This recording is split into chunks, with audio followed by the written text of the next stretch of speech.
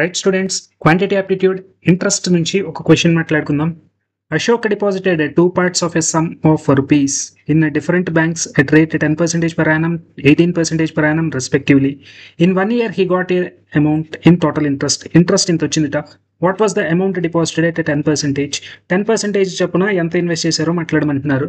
So ఈ type of క్వశ్చన్స్కి 2 partsగా distribute చేసి 2 different ఇంట్రెస్ట్లు, నన్ను అడిగింది ఒక ఇంట్రెస్ట్.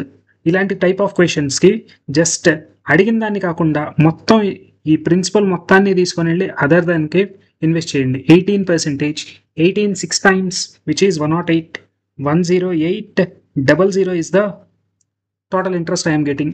సో కానీ నాకు రావాల్సిన ఇంట్రెస్ట్ 9,000 మాత్రమే. అంటే నాకు ఎంత ఎక్స్ట్రా క్యాలిక్యులేట్ చేశాను, 1800 ఎక్స్ట్రా క్యాలిక్యులేట్ చేశా. ఎందుకు? ఇక్కడ నుంచి ఇక్కడికి ఎక్స్ట్రా పర్సంటేజ్ తీసుకోవడం వల్ల ఈ ఎక్స్ట్రా డిఫరెన్స్ అనేది వచ్చింది. ఎంత ఎక్స్ట్రా డిఫరెన్స్? 8%. నన్ను అడుగుతున్న క్వశ్చన్ ఏంటి? Amount deposited is 100%. 8% డిఫరెన్స్ వల్ల ఇంత అమౌంట్ వచ్చింది. 100% ఎంత? రైట్, క్యాన్సిల్ చేద్దాం. 4 2 times, 4 25 times, 2 9 times, 25 9 times, 225 225 00. Second option is the correct answer for this question.